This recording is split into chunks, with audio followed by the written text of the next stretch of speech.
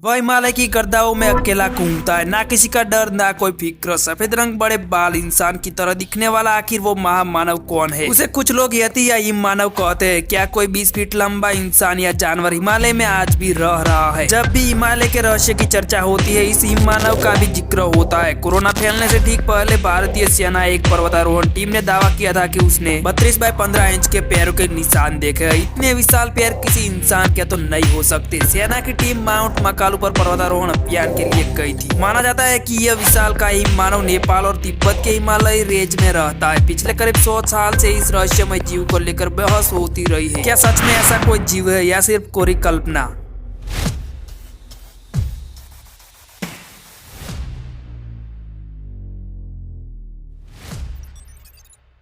आज भी पृथ्वी पर ऐसी अनेक चीजें हैं जो छुपी हुई है। पेरू, अंटार्कटिका, हिमालय इत्यादि ऐसे स्थान है जहाँ ऐसे अनेक साक्ष्य मिलने की उम्मीदें खोजी लगाते रहते हैं। पर जो नियति में लिखा है वह समय के साथ प्रस्तुत हो ही जाता है। मानव का अहंकार है कि वह सर्वज्ञानी है, पर प्रकृति माता उसके अहंकार को तोड़ने के लिए अनेक ऐसे प्रमाण प्रदान करती रहती है। हिमालय श्रृंखला के पहाड़ आज भी रहस्यमय है। हिस्ट्रियन, आर्कियोलॉजिस्ट और अन्य क्षेत्र के अनेक रिसर्चर ऐसा कहते हैं कि स्थान पर ऐसे रहस्यमय है जो मानव सभ्यता के पूरे काल खंड पर प्रभाव डाल सकते हैं। यहाँ ऐसे जीवों का भी निवास है जिन्हें आज तक किसी ने नहीं देखा। इसे कुछ लोग हिम मानव भी कहते हैं। उनमें से एक है यति। हिमालय की गोद में हिम मानव या यति देखने का यह कोई पहला दावा नहीं है। पिछले एक सदी में कई बार ऐसे दावे किए गए हैं। यति या हिम मानव का किस्सा उससे भी पुराना है। वैसे आपने यति के पाँव के निशान देखे हो या नहीं, आप हिम मानव की कल्पना बड़ी आसानी से कर सकते हैं। उसे देखे तो पहचान भी सकते हैं। बहुत सी फिल्में, टीवी सीरीज और वीडियो गेम में यति के किरदार देखने को मिल रहे हैं। इनमें डॉक्टर व्यू,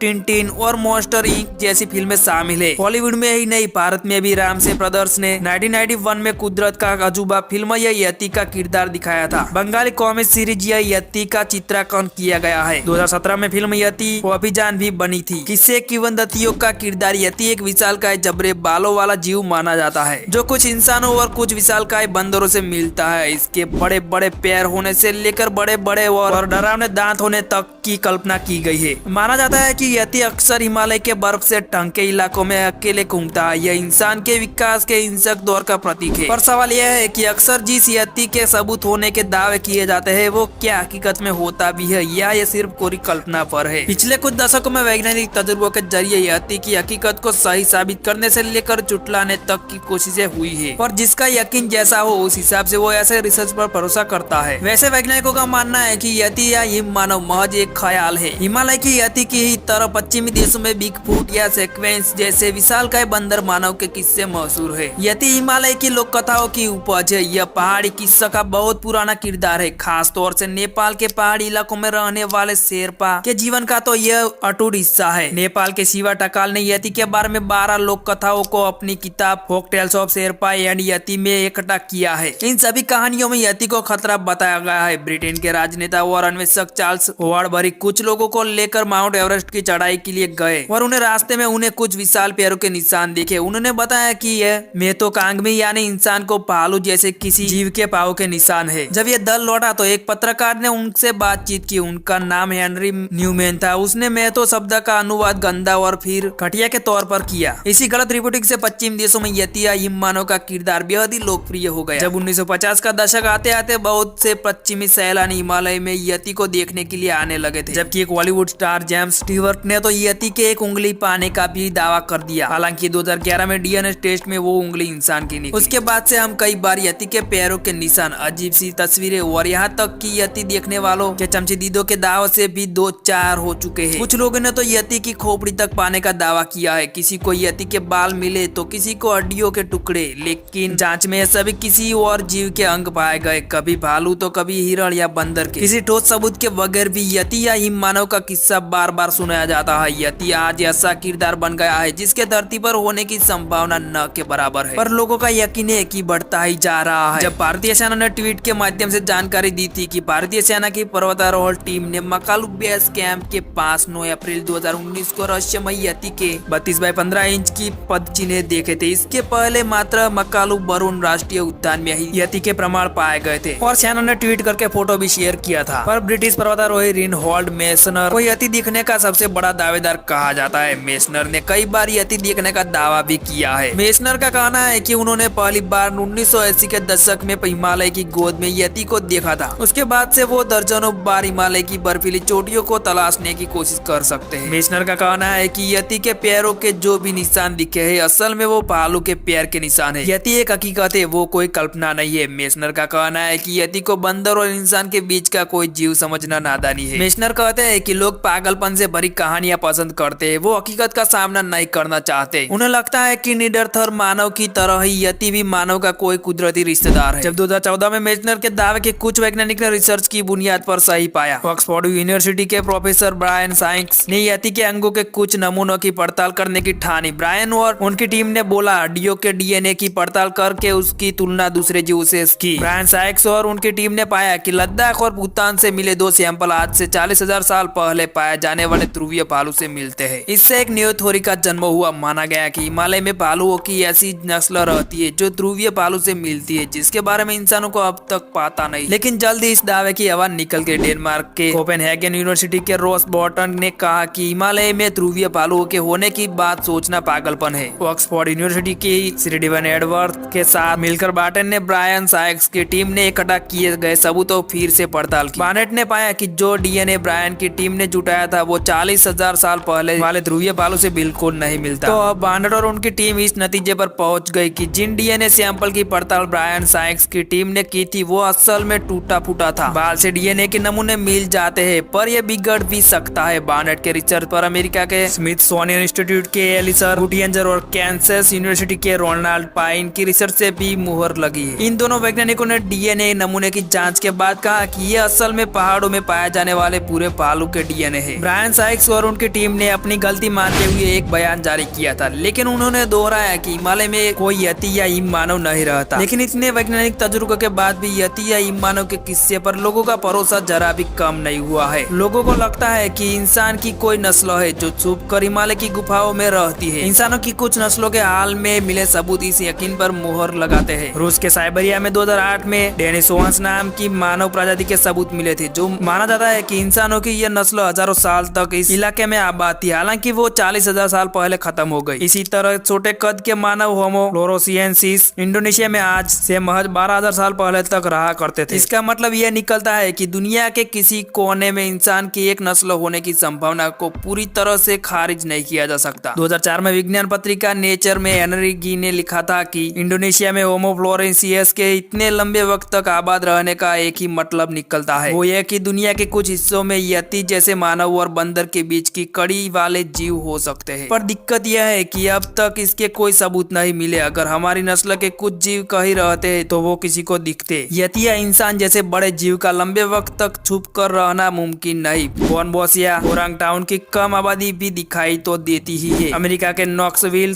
टेनेसी यूनिवर्सिटी में पढ़ाने वाले व्लादिमीर डायंटेस कहते हैं कि हिमालय में कई इलाके ऐसे हैं जहाँ यति जैसे जीव छुप कर रह सकते हैं, लेकिन ऐसे ठिकानों के इर्द गिर्द इंसान रहते हैं, उनकी नजर ये जीव ओझल नहीं रह सकते। ऐसे जीवों को खाने पीने के लिए तो बाहर निकलना ही होगा, वो छुप कर नहीं सकते। हिमालय में इंसान जैसे जीव के रहने की राह में कुदरत भी बड़ी चुनौती है। इतनी ठंड में इंसान का लंबे वक्त तक बसर करना मुमकिन नहीं। जापान के मकाक बंदर सबसे ज्यादा ठंड झेल पाने वाले प्राइमेट्स माने जाता है। फिर बर्फीले पहाड़ों में छुप कर रहने वालों को भी खाने की तलाश में तो मैदान में उतरता ही होगा। लेकिन यति का किस्सा यहाँ भी खत्म नहीं होता। 2011 में रूस के पर्वतारोहियों के एक दल ने यति के होने के पक्के सबूत जुटाने का दावा किया था, लेकिन व्लादिमीर डायंटेस कहते हैं कि यह तो सिर्फ प्रचार का स्टंट था। रूस के पास यति के कोई सबूत नहीं थे। डायंटेस कहते हैं कि करीब 2 दशकों तक लोग यति की तलाश में हिमालय की सैर को आते रहे। यति के नाम पर ताजिकिस्तान और फिरजिस्तान के गाँव में एक शख्स को जानकर घोषित कर दिया जाता है। वो आने वाले सैलानियों को यति के घटे हुए किस्सों सुनाकर दूर पहाड़ियों में ले जाता है। ऐसा करने वाले खूब पैसा कमाते हैं। कुल मिलाकर कहे तो यति या हिम मानव के होने के पक्के सबूत अब तक नहीं मिले हैं, लेकिन बहुत से लोगों को लगता है कि हिमालय की गोद में यति छुपा है। हो सकता है कि लोगों ने भालुओं को देखकर यति की कल्पना कर ली हो। बार्नेट मानते हैं कि लोगों ने विशाल भालुओं को देखकर यति की कल्पना की होगी। जब इसमें इंसान के किस्से सुनने की दिलचस्पी जुड़ी तो हिम मानव के किस्से को और भी बल मिला। बार्नेट कहते हैं कि लोग यति की तलाश करना नहीं छोड़ेंगे, भले ही कोई सबूत मिले या नहीं। जब तक लोग परिकथाओं और लोक कहानियों में यकीन रखेंगे तब तक यति जिंदा ही रहेगा। और इसके बारे में आप क्या कहना मानना है कमेंट करके जरूर बताना।